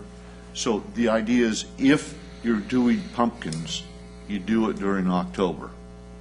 And then in November, you take the sign down. The only thing that's got us sideways, because you do Christmas trees the same way, you start around the 1st of December and 1st of January, you take your sign down. The only thing that's got us sideways is if you're selling vegetables and it lasts for a period longer than that. That's all I see. I just don't know how to word That it. was the hardest part of this, was trying to figure out a way to reasonably accommodate that type of. Because our farmer's market lasts from May to September, Labor Day, thereabouts, yeah. something like that. I don't know for sure, so, at least you'd have to, we only have one person selling vegetables in the town that I'm aware of. So I just don't know that it matters a whole lot. Maybe. Strawberries don't last that long either, apparently. Maybe this is more of a, seasonal nature. The other thing with this is we're obviously trying to accommodate numerous types of events that occur, different times of the year, and, all into one. Maybe this is more a matter of, you can, do it While your season's on, then take it down. April through December or something. That way you just blanket and you cover everything that occurs, that time of year is another way to at least start this and see if we somehow wind up with this mass proliferation of these types of signs, which I think is probably unlikely. We don't have a mass proliferation now. Yeah, not aware of that. No, we don't. I don't know that we would have one, either. Well, isn't that what Part C says, the signs are... Well, yeah, we threw that in there kind of as a catch-all. We certainly recognize that not everyone is going to count their 30 days down to the day. So we wanted to have at least some back end on there to say, okay, we don't know exactly what time your sign went up, but come on now, they stopped growing strawberries 2 months ago. It's time to, it's time to move on to something else or take it down. Well, maybe that's the starting point. Maybe your That's starting at point least is, bringing some, Yeah, because we do want to try to Environment accommodate these in signs some way, shape, or form. without trying to define the season when we're not exactly sure. but isn't your answer that at the end of the season, the sign has to come down? Well, certainly that's important. That to me answers your question. What you're trying to do is we don't want the signs to stay up 12 months a year, so at the end of your season, that sign must come down. Maybe in this, we don't even need Part B. Well, that's what I'm wondering, if you eliminate to just saying at the end of the season of what you're selling, Christmas trees, pumpkins, vegetables, at the end of your season, your sign must come down. Yeah, the pumpkin patch and Christmas tree signs, those things tend to solve themselves because they're clearly of a short duration. It's the other ones that are lengthier. So So maybe you don't even need Part B. I was going to say, David, why don't we suggest that, and if there's no opposition, if Part B, eliminating Part B gets us past the issues that folks have, and the rest of it brings at least some sort of requirement to remove the sign, then I think And I think, the commission would be in favor of that. that would work, and as long as this could be based on a calendar year basis, then, maybe that's a way to start, and we'll see if we have problems and we need to get a little tighter on it. So let me, I apologize, Sharon. Let me, Russ, were you finished, or did you? I know, I was going to agree with that. I have a question. When they fill the permit out, is there a date and a date in the permit? Well, we Or would, is that what we're deciding? well, I mean, like- well, under this premise, similar to banner signs, we would try to look for dates. But, maybe in this case, we would look for a range, so we have some expectation of how long signs should be out there.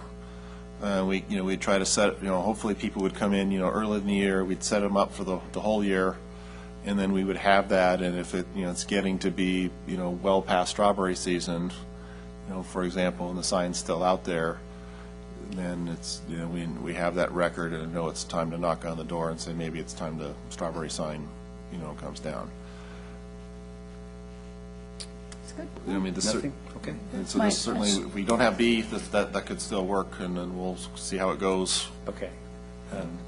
I think I'm fine with the B being removed. I think one of the issues that we're trying to address by this was to not have the pre-season sale announcement that's going to be happening. So I think that was the time limitation, I think, was in part to say these are directional signs to get you to the place where you want to purchase, not here's a billboard. Yeah, That that's. this is saying, like, in 5 weeks, you can expect to be able to do X at this site. So I'm hoping that it still could solve that issue, because I Yeah, think that's that- probably that- everyone wants to do that. Yeah, Why that- wouldn't you want to Yeah, have that a is sign a up very like important that? point, and, as a rule, we generally do not allow off-site advertising that, constitutes, kind of a quasi-billboard. We are trying to emphasize the directional nature, of the signage that we're trying to get to here, and not just that that a certain business, exists in and of itself. So that- And I think D resolves that, so. Okay. So what I'm hearing is that everybody sort of is okay with this piece minus B, and there were no other issues that we need to clarify here. So we'll go to seasonal sales, and I'll start to my right. Commissioner Guerrero.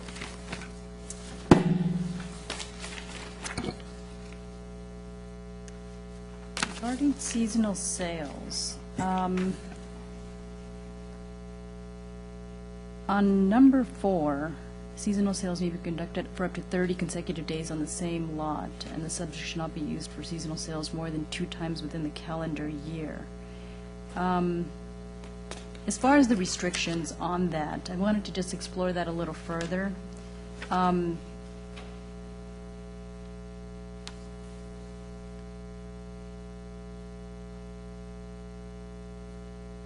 I think was there some comments from EDAC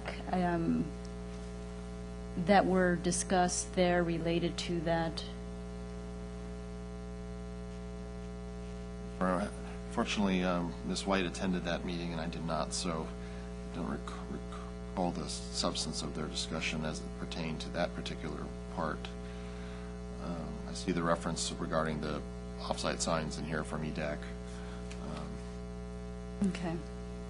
Obviously, the main things we're trying to address here is the Mother's Day flower stands at the gas station, and, Right. and then we get the small roadside, folks that have, cherries and watermelons, and other things of that nature that, pop up, during the summer typically. Some of those have been problematic, particularly for the PD over the last, couple of years. And so we're trying to accommodate those types of things on a basis that is much more of a business license nature, and not having to ask somebody to get a use permit, for a 4-day flower sale, before Valentine's Day or Mother's Day, when they, those type of things, when they typically, crop up.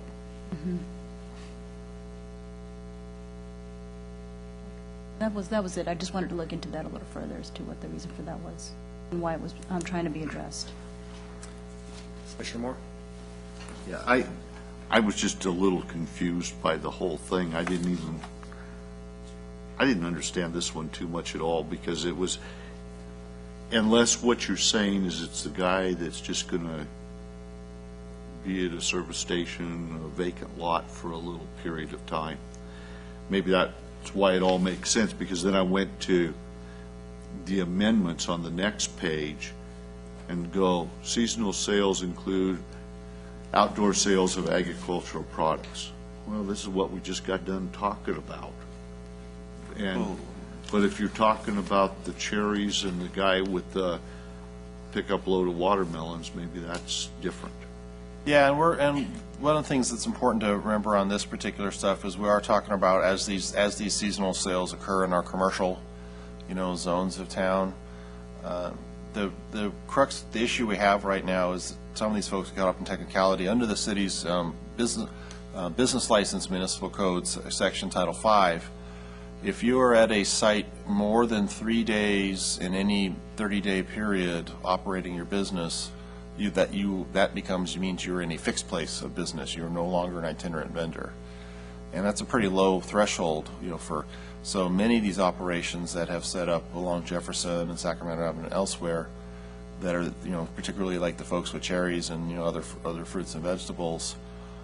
In many cases, we've had to tell them, well, technically you're outdoor sales and you need to get a use permit before you do that. And it's probably too much for many of those type of operations to occur. And even some of the flower places that set up at gas stations and other fast food and other places in the parking lots, even some of them are out there more than the 3 days. So we're trying to accommodate those type of short-term operations that we see in our commercial areas without them being forced to be only at the 3 days or less, or have to go the use permit route, because that seems to be somewhat onerous. So we're trying to get somewhere in the middle to accommodate them, but not be overly burdensome, which we think the the use permit requirement for outdoor sales would be for most of these types of operations. So, but we don't want to effectively prohibit all of those operations, either. So this was our attempt to try to, get somewhere in the middle. I have no idea. Well, I mean, it's, the only guys I can think of are the strawberries. There's a couple of strawberry guys that are in residential areas all the time, and I don't. Are we trying to prohibit them from doing that, or do we really care? Or If folks are doing that in residential areas, they're probably technically not compliant, with our municipal code. But to the extent the ones that set up in, like we see them on Jefferson Boulevard, they set up in parking lots and gas stations, things like that. There's one group that does flowers for every other holiday, and they always set up at a couple of fast food locations in the parking lot. And so we want to be able to accommodate those types of uses a little better than what we do now, but still have some of the business licensing and itinerant vendor stuff in there. It was a way we're trying to address this, because it has been problematic for the last few years on a couple occasions, particularly for the PD. So we're trying to get something on the books to be able to accommodate these. And again, it's something if it proves problematic out in the real world, we can make adjustments to it, after we try it for a year.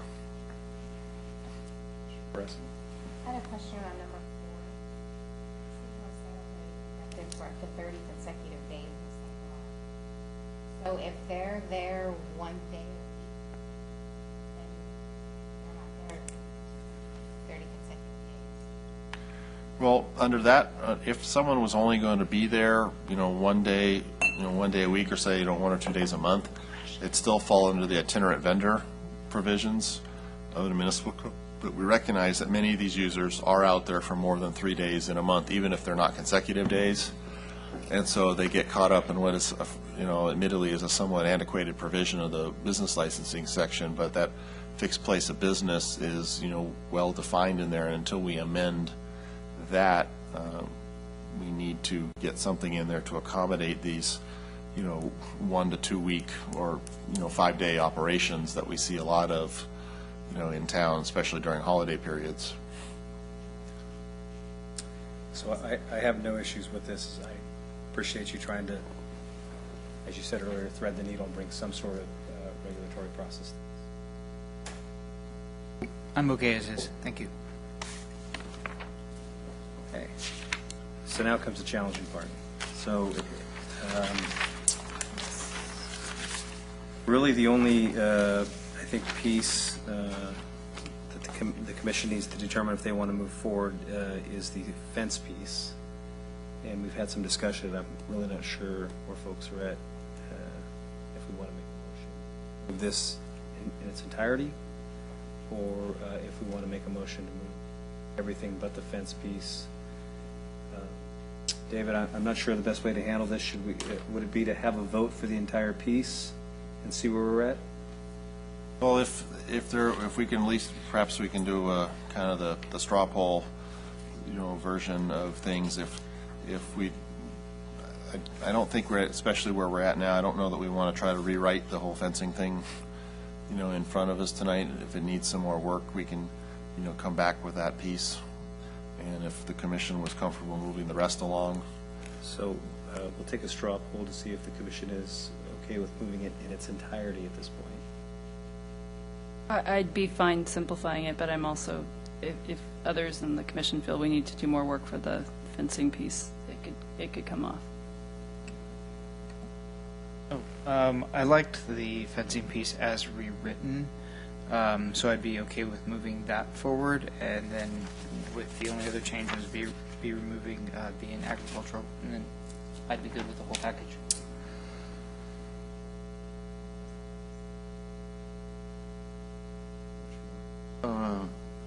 I guess I don't know what are we going to rewrite the fencing to say?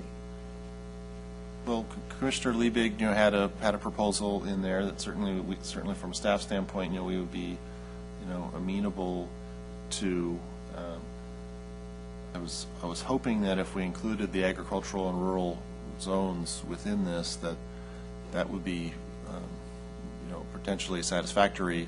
And especially if right now we don't try not to deal with some of the view matters. I think that's the more potentially problematic portion of this is, where those types of fences, could be viewed from. It seems like we had some general consensus in terms of what zones these various fences, could be used in and where they wouldn't be used in. But I think some of the points that were raised tonight about the views as it pertains to some of these street issues, we probably aren't all the way there yet. So the commission, if they wanted to, could strip out that stuff about how it talks about, facing and fronting arterial collector streets, stuff like that, and just at least get in the zones where they can and cannot be used. That would be, that would get us, somewhere. But is that really what we want to do? I mean, that'd be a simple way to say you can't have razor wire fence in residential areas. Well, that's another way to go about it is, we would just prohibit them in all the residential, commercial, and mixed-use zones in waterfront. And, same thing with the electric fences, and then we would have to deal with the rest of them at another time, but that would still accommodate those users in the industrial areas could still be able to use them like as they are now. Just for your own information, now, what do you consider South River Road where the tank farms are? What do you consider that? Waterfront zone. So the city's going to tear down their fencing there on where you have the sewer plant. Well, eventually that site will be redeveloped, but one thing I want to make clear here is anybody who has any of this stuff now, if they, under the new ordinance, would not be allowed to have it, nobody has to tear anything down. But I don't see that anywhere in this. I don't see that written anywhere. Well, that's a standard thing when you change the zoning ordinance, unless you adopt an amortization that says by such and such date, they become non-conforming. The only reason I say that, David, is because you've got the tank farms, you've got the sewer plant. Those things all have the same thing we're talking about here. I mean, it just seems to me that the fencing issue needs to be worked on a touch. And it's not a big deal, but I think you need to think about what you're saying, because I would hate to think that we're going to do this and then have the razor wire or the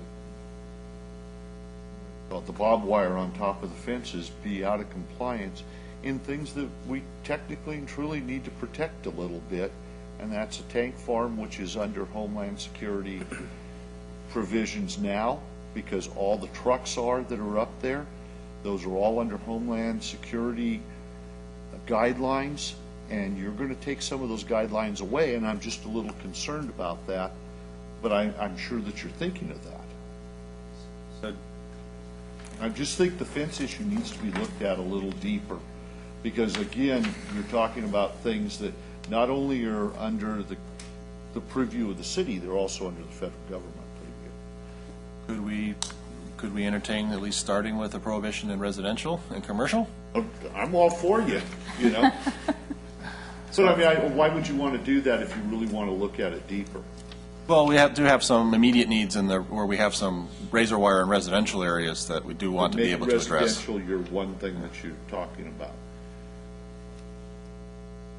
so I'm actually, David, I think you resolved my issue, and that is that it doesn't require us to go and rip what's already existing out. The folks who wanted it from here on out, when they had brought something in, would know what the rules are ahead of time, and they can make that determination whether or not that's a deal breaker for them. And I don't have the same concern in that I don't think our ordinance is going to supersede federal law. So if they're going to put it in, they're going to put it in, and I don't think we can tell them no when it comes to Homeland Security issues. Correct. So you resolved my issue, and I do like it with the changes to allow for use in the act. So I heard most folks are okay with the changes, moving forward with the changes that we have talked about tonight, and I've heard a couple dissents. I'm not clear, if we were to move forward tonight, do you have something prepared that you could give us, what it would sound like? I would like to ask Commissioner Liebig to restate his desire to make sure we have it down in our clear Sure. as to what his private one. Could I get clarification from the commission, though? The last time I read it, it was almost in its entirety with some words switched around. But at this point, it seems that we are requesting to remove the conditions about shall not face or front arterial or collector streets and shall not be visible from any city street. So we're striking that.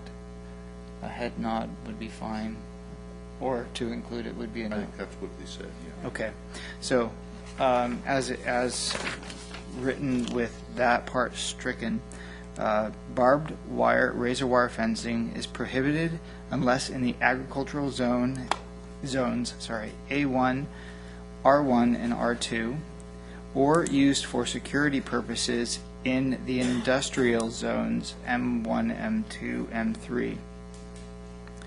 What about rural residential?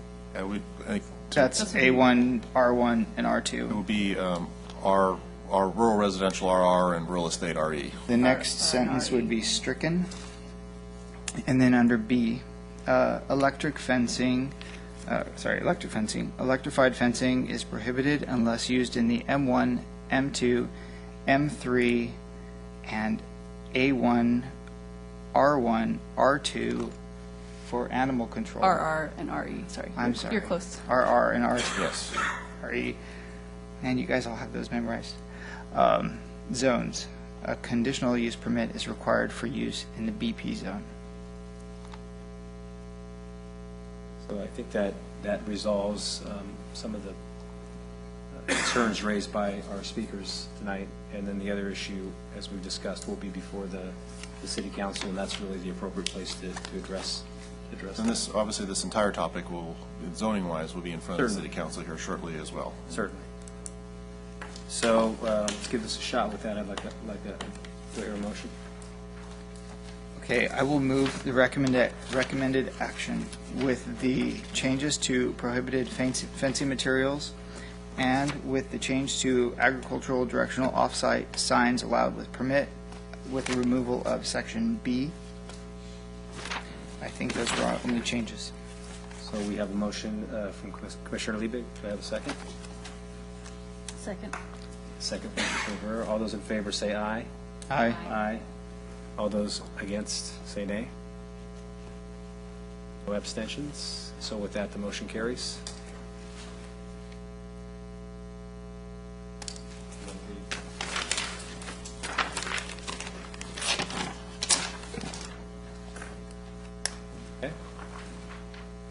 Okay.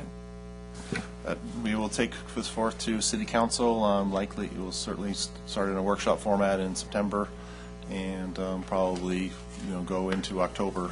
So there will be ample time for this further discussion at the City Council level on these matters.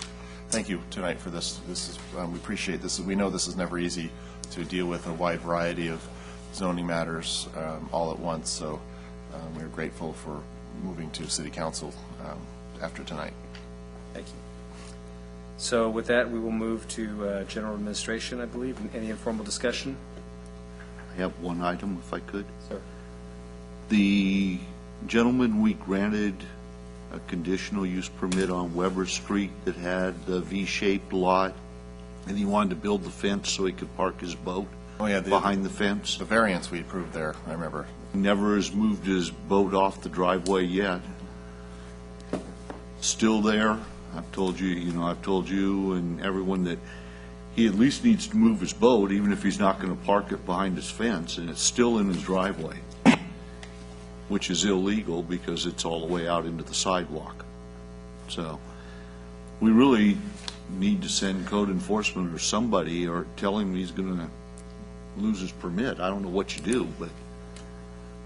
All right, well, the parking of it is certainly an issue if it's not following the setback over there, so we will investigate that first. In terms of whether or not that becomes grounds to pursue a revocation of that variance or not, we'd have to look into a lot. Well, I mean, the reason further. we granted it was so he could park the boat behind the fence, and he hasn't moved the boat, and I'm just reminding you that he hasn't done that.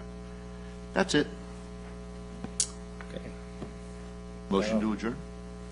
All right. We got a motion to adjourn. We got a second, and we will adjourn. Thank you. Thank you.